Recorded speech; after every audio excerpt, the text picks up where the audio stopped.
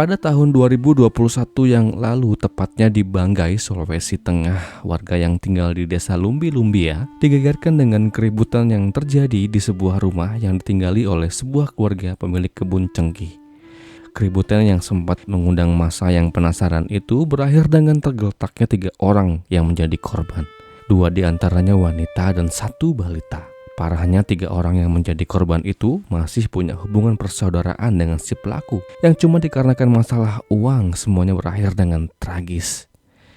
Dan lalu, apa yang sebetulnya terjadi dan bagaimana kisah ini selengkapnya? Jadi begini. Untuk mendalami kisah ini, saya akan membawa teman-teman semuanya flashback ke tahun 2015 yang lalu, di mana pada tahun itu Lady Potimbang alias Lady 34 tahun lagi giatnya nih mencari uang. Lady menekuni profesinya sebagai tukang panen cengkeh di kebun milik Pak Aswin Potimbang, pamannya, yang berlokasi di Kabupaten Banggai, Sulawesi Tengah. Berjalannya waktu, tibalah pada saat itu di tahun 2017 ketika rasa tak betah itu semakin mendera di dada.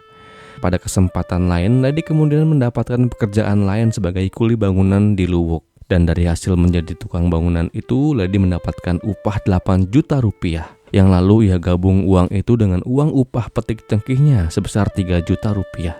Dan uang sebesar 11 juta ini kemudian dia titip ke bibinya atau istri dari Pak Aswin yang bernama Ibu Asrini Singgalang. Lady tanpa ragu menitipkan uang hasil jerih payahnya itu sebab Lady cukup kenal dekat dengan si bibi. Sekembalinya Lady dari Luwuk setelah pekerjaan proyeknya rampung, ia kembali pulang ke rumah orang tuanya di desa Lumbi Lumbia. Kala itu untuk mengisi kekosongan waktunya, Lady isi hari-harinya dengan membantu orang-orang desa untuk bergotong royong, membersihkan lingkungan, sungai, dan lain sebagainya. Walau dikenal sebagai pribadi yang suka menyendiri dan kadang suka berbicara dengan sosok yang tak tampak mata itu, Lady dikatakan cukup punya jiwa sosial yang cukup tinggi.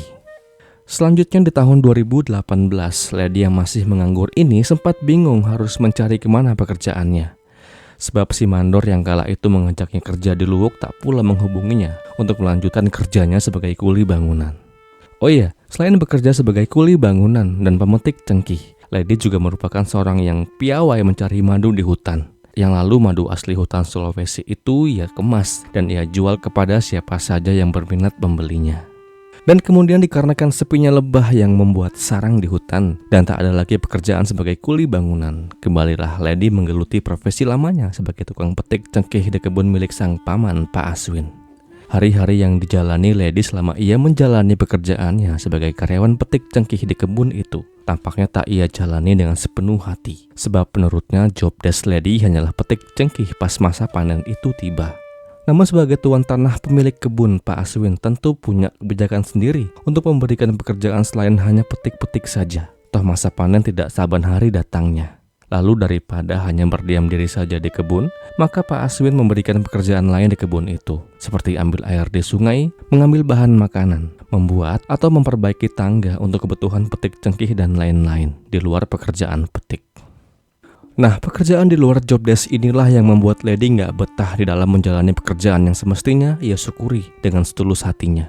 Lalu atas dasar inilah yang kemudian membuat Lady berpikiran untuk menarik semua uang yang kala itu masih disimpan oleh bibinya, Ibu Asrini. Ia minta uang 11 juta itu dari Ibu Asrini, namun yang Lady terima hanyalah 10.400.000 rupiah. Selisih 600.000 yang berdasarkan informasi yang saya gali dari keterangan Lady, si Ibu Asrini katakan bahwa sisanya dipotong sebagai upah penyimpanan. Semakin terakumulasilah rasa benci yang dimiliki oleh Lady kepada keluarga pamannya sendiri. Bahkan sampai-sampai dikarenakan hal itu, Lady menganggap paman dan bibinya tak lebih dari seorang penjahat dan penipu baginya. Dan mulai dari saat itu berkibarlah bendera perang antara Lady dan keluarga Pak Aswin. Pak Aswin dan keluarganya menempati sebuah rumah yang ada di desa Lumbi Lumbia, Kecamatan Bako, Banggai, Sulawesi Tengah. Keluarga Pak Aswin dan orang tua Lady dan Lady sendiri tinggal di satu kampung yang sama. Di rumah itu Pak Aswin tinggal bersama dengan istrinya Ibu Asrini, putrinya Siti Nur Halimin, dan cucunya Salsabila. Seperti yang saya katakan sebelumnya, di desa Lumbi Lumbia, keluarga Pak Aswin adalah pemilik kebun cengkih yang cukup luas, yang memiliki beberapa orang pekerja yang membantunya. Dan setelah genderang perang itu ditabuh secara sepihak oleh Lady, hidup keluarga Pak Aswin tak sama seperti dahulu. Dikatakan bahwa Lady pernah melampiaskan kekesalannya dengan melempari genting-genting rumah Pak Aswin dengan batu yang ia ambil di jalan. Bukan hanya sekali, bahkan kejadian itu berlangsung hingga berkali-kali di rentang tahun 2019 dan tahun 2020. Lalu dikarenakan sudah termasuk meresahkan, aksi Lady ini kemudian Pak Aswin laporkan kepada Kepala Desa Pak Martono. Aduan itu menghasilkan sebuah musyawarah untuk mufakat dan pergantian 5 lembar seng yang rusak akibat lemparan batu Lady. Namun sungguh pertemuan musyawarah itu tak sama sekali bisa menghentikan betapa bencinya Lady kepada pamannya sendiri. Tak lama setelah pertemuan itu, Lady kembali melakukan hal yang sama.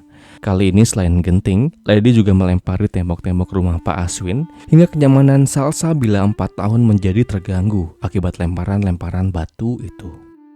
Dan sama seperti tahun-tahun sebelumnya, setelah aduan itu disampaikan kepada kepala desa, pertemuan itu hanya berakhir dengan ucapan janji dari Lady yang tak akan mengulanginya lagi. Namun janji hanyalah janji, tapi benci itu masih ada di hati.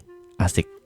Seiring waktu yang terus berjalan, tibalah di suatu waktu ketika Pak Aswin berjalan kaki hendak menuju kebun cengkehnya dengan melewati rumah Lady. Kebetulan di pagi itu, Lady terlihat sedang duduk di teras rumahnya dengan adik kandungnya yang bernama Rahmat. Melihat Pak Aswin berjalan kaki seorang diri, Lady yang menaruh benci yang mendalam kepada Pak Aswin, segera ia berdiri dan ia dekati Pak Aswin dan ia katakan, "Kamu mau kelahi sama saya? Berani, saya tunggu kamu di sawah." Pak Aswin kala itu diam tak menanggapi kata-kata yang mengandung ancaman yang terlontar dari mulut Lady. Sebab Pak Aswin tahu tabiat Lady yang dikatakan suka bersikap aneh, seperti berbicara sendiri, berdiam diri dalam kamar dan lain-lain. Pak Aswin kemudian berlalu meninggalkan Lady dan tanpa disengaja di jalan ia bertemu dengan kepala desa dan lagi-lagi Pak Aswin mengadukan bahwa ia telah diancam oleh Lady. Singkat cerita, kabar ancaman itu ternyata didengar oleh Ibu Asrini yang kemudian dengan ditemani oleh Pak Aswin, Siti, Salsabila, dan kepala desa pergi ke rumah Lady dengan maksud Ibu Asrini hendak memberikan uang sebesar Rp500.000 kepada Lady karena si ibu menganggap pemantik emosi Lady mungkin saja berasal dari selisih uang yang pernah ia berikan beberapa tahun yang lalu. Ia ambil uang itu dan ia berikan kepada Lady. Namun secara mengejutkan Lady menolak pemberian itu sambil ia katakan dengan nada emosi, "Saya nggak mau terima uang itu, kalian penipu, kalian penjahat." Mendengar hal itu, Ibu Asrini yang refleks kemudian membalasnya dengan ucapan, "Kamu ini sudah gila." Ribut-ribut itu akhirnya bisa meredah atas bantuan dari Pak Aswin dan kepala desa yang menahan Lady agar tak main tangan. Lalu dikarenakan tak mau terima uang itu, akhirnya Ibu Asrini memberikan uang itu kepada ayah Lady, Pak PPC. Dan setelah keluarga Pak Aswin pulang ke rumahnya, Pak PPC memberikan uang itu kepada Lady. Dan ia terima uang itu dan ia kantongi. Lalu esok harinya di saat Ibu Asrini membuka pintu dapurnya, tanpa ia sengaja, ia menemukan uang sejumlah Rp500.000 di lantai persis di depan pintu. Uang itu ia yakini bahwa itulah uang yang kemarin ia berikan kepada Lady melalui Pak PPC. Tampaknya Lady tidak mau begitu saja meredakan api amarahnya. Dan puncak segala amarah yang Lady pendam bertahun-tahun itu seketika meledak di tanggal 8 Juni 2021 atau sekitar 4 tahun terpendam dalam senyap. Di pagi itu tepat jam 6, kegaduhan sudah mulai terjadi di rumah Lady. Pak PPC orang tua Lady dengan tergesa membangunkan Aprudin adik Lady dengan ia katakan, "Pudin bangun, coba lihat kenapa Lady berdiri terus di ruang tamu." Tak lama selepas pemandangan janggal itu Pudin saksikan beberapa detik, Lady kemudian segera berbalik arah dan dengan tergesa ia masuk ke dalam kamarnya dan ia ambil sajam miliknya. Pudin bukan tanpa usaha menghalangi Lady pergi dengan membawa sajam. Pudin sempat mencegat Lady di ruang tamu rumah. Namun ia tak berdaya ketika satu tendangan itu mendarat di tubuhnya sehingga membuatnya jatuh ke lantai. Pudin juga tak berlama ketika ia jatuh. Ia segera bangkit dan ikut mengejar Lady yang sayangnya di pagi itu dengan amarahnya pergi menuju rumah Pak Aswin. Kala itu Lady tidak masuk dari pintu depan rumah. Alih-alih ia pergi menuju pintu dapur sebab ia tahu siapa yang menjadi incarannya di pagi itu. Dan betul di dapur Lady bertemu dengan Ibu Asrini yang kala itu sedang menyiapkan makanan untuk keluarganya. Tanpa ragu dengan benda tajam di tangan kanannya, ia arahkan hingga mengenai lengan ibu satu kali. Pergumulan pun terjadi. Ibu Asrini yang panik kemudian berteriak minta tolong, memanggil-manggil Pak Aswin di kamar yang kala itu ia masih belum bangun. Sementara Ibu Asrini merintih kesakitan di dapur dari arah pintu depan datang dengan berlari. Pudin sambil ia terjang tubuh abangnya hingga keduanya terpelanting sama-sama terjatuh ke lantai. Sayangnya pada saat itu Pudin sempat tak sadarkan diri dikarenakan kepalanya terbentur lemari. Ditambah takutnya ia melihat noda merah yang kala itu tercecer. Tak lama Lady pun bangkit kembali dan ia kembali arahkan sajam itu tepat mengenai tubuh Ibu Asrini berkali-kali tanpa ampun.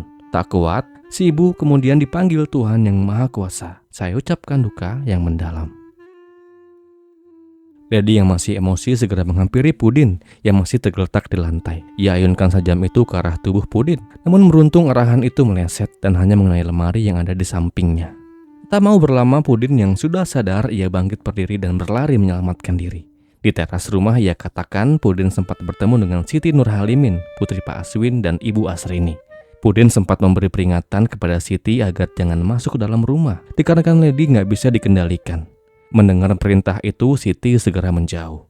Namun tak lama kemudian, Siti berbalik arah dan masuk ke dalam rumahnya. Saat itu Siti ingat bahwa si mungil Salsabila 4 tahun putrinya masih berada dalam rumah. Dan ia bermaksud ingin menyelamatkan si cantik. Dan betapa hancur hati Pudin ketika ia saksikan Siti keluar dari rumah dengan sambil membawa Bila dalam keadaan yang sungguh membuat hati siapapun bersedih ketika melihatnya. Tak hanya Salsabila, kondisi Siti pun dalam keadaan penuh luka di bagian atas tubuhnya. Noda merah itu tentu tercecer kala itu. Kembali saya ucapkan duka yang mendalam. Pak Aswin yang mendengar ribut-ribut itu segera membuka pintu kamarnya. Dan betapa shock ia ketika ia melihat Lady sedang berdiri di hadapan tubuh istrinya yang bernoda merah itu. Pak Aswin kemudian tersadar dan ia pun kembali masuk ke dalam kamarnya dan ia kunci pintunya. Di dalam kamar, Pak Aswin yang panik dan bersedih atas pemandangan yang baru aja ia lihat itu, berteriak minta tolong kepada tetangga yang ada di kiri dan kanan rumahnya. Tak lama setelah ia gaungkan teriakan itu, Pak Aswin mulai mendengar suara riuh warga yang diselingi tangisan ngeri. Benar saja, pada saat ia keluar dari kamar, bukan saja sang istri, cucunya dan putrinya menjadi korban di pagi itu. Seorang saksi mengatakan bahwa Lady berlari ke arah hutan dengan masih membawa sajam yang ia pakai untuk melakukan aksi ngerinya di pagi itu. Ketiga korban kemudian dibawa ke rumah sakit untuk ditangani dan diperiksa lebih lanjut. Petugas rumah sakit menerima 2 tubuh yang tak bernyawa, sedangkan 1 korban lainnya atas nama Siti dikatakan masih sadarkan diri. Namun lukanya sungguh sangat menyedihkan. Tak kuasa menahan segala kesakitannya, akhirnya Siti kemudian pergi menyusul Ibu Asrini dan putri cantiknya Salsabila. Saya ucapkan duka yang mendalam. Petugas polisi yang menerima laporan segera melakukan olah TKP dan pemeriksaan saksi-saksi. Tak sulit bagi petugas untuk tahu siapa dalang di balik aksi brutal ini, sebab banyak saksi yang melihat betapa gilanya Lady di pagi itu. Lalu dengan dibantu oleh warga dan perangkat desa, polisi kemudian mencari keberadaan Lady di hutan yang ada di sekitar Lumbi-Lumbia. Singkat cerita, selepas 20 jam berada di kerasnya hutan yang tak bersahabat dengan Lady akhirnya berhasil diamankan. Setelah tak bisalah ia bertahan dengan tanpa ada bahan makanan yang bisa ia makan. Lady singkatnya ditetapkan menjadi tersangka dan terjerat dengan pasal penghilangan nyawa secara berencana. Di dalam persidangan yang kemudian diadakan di Pengadilan Negeri Luwuk, dihadirkan seorang ahli psikologi untuk memastikan kondisi kejiwaan Lady yang menjadi terdakwa. Berdasarkan pemeriksaan psikologis yang dilaksanakan, ditemukan bahwa klien terdakwa Lady memiliki kapasitas intelektual yang rendah atau borderline dengan IQ 75 atau di bawah rata-rata. Hal itu membuatnya nggak mampu menggunakan daya analisa dan logika berpikir terhadap masalah-masalah yang rumit dan hanya terbatas masalah yang sederhana. Kepribadian yang kurang kuat didukung oleh pola asuh yang kurang dan tak adanya ikatan emosional yang kuat antar keluarga. Dan atas segala pertimbangan yang ada, majelis hakim kemudian menjatuhkan vonis kepada Lady Potimbang dengan hukuman seumur hidup. Semoga vonisnya bisa mengganjar Lady dengan segala kejahatannya. Dan kisah ini pun berakhir.